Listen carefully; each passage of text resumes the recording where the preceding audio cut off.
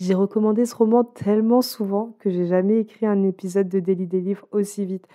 Donc si t'as pas encore entendu parler du roman du jour, ma foi, c'est ton jour de chance. Bienvenue dans Daily des livres, le podcast d'une antillaise aigrie qui juge des livres dans la joie et la mauvaise foi. Aujourd'hui, je vais te parler des Filles de la chance de Charlotte Davis. Mais avant de commencer à te donner mon avis, je voulais t'avertir que ce roman traite de sujets sensibles. Il sera notamment question d'agression sexuelle et de trafic d'êtres humains.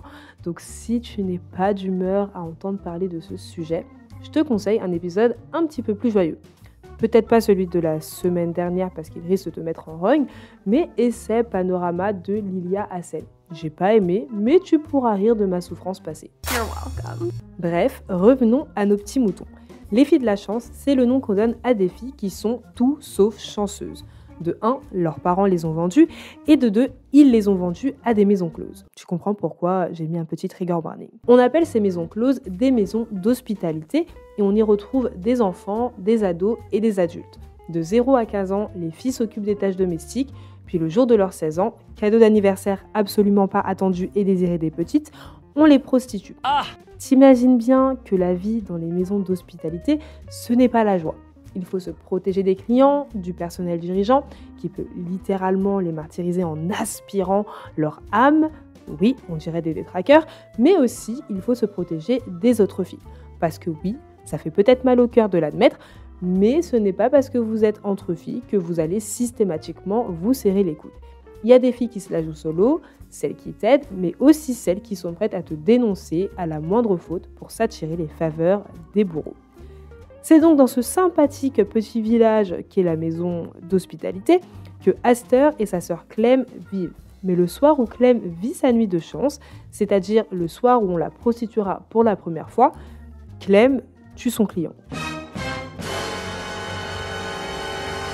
On va pas aller jusqu'à plaindre le monsieur, mais ce meurtre n'annonce absolument rien de bon pour Clem parce que tout meurtre est puni de la peine de mort. Pour éviter la peine de mort à Clem, sa sœur et elle vont s'enfuir de la maison d'hospitalité avec des filles qu'elles apprécient bien et d'autres filles qu'elles apprécient beaucoup moins, comme Violette, la favorite de la maison d'hospitalité.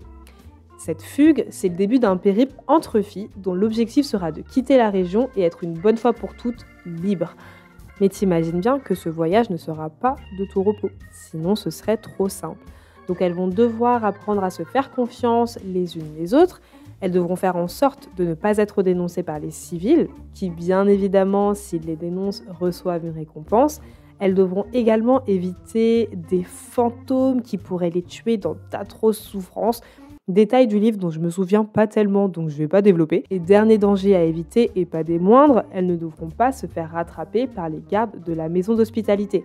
Parce que là, si on les chope, c'est pas seulement Clem qui va morfler, c'est tout le petit groupe.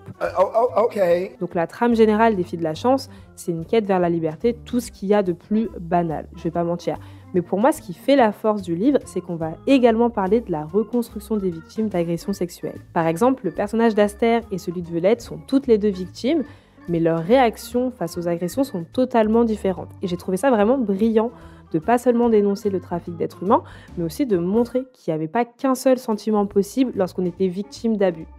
Autre point très intelligent et dont les auteurs de Young Adult devraient prendre exemple, c'est qu'il n'y a pas d'homme alpha pour venir les sauver ou les marier. Il y a juste un homme tout à fait normal qui a ses défauts, qui a ses qualités et qui n'est absolument pas un super-héros.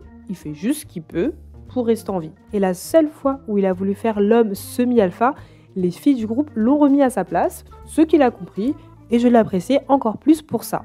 Bref, que dire des Filles de la chance? Déjà que c'est un gros coup de cœur, je le recommanderais jamais assez. C'est le genre de roman qui te prend aux tripes. Tu le lis d'une traite parce que les personnages sont toujours en mouvement, les rebondissements s'enchaînent, et en fait, t'as juste pas le temps de t'ennuyer. Mais à côté de ça, on va te parler de sororité, sans que ce soit non plus la fête sous les cocotiers, et il te questionne sur le regard que la société porte sur les victimes d'agressions sexuelles. Bref, pour moi, les Filles de la chance, c'est un sans faute.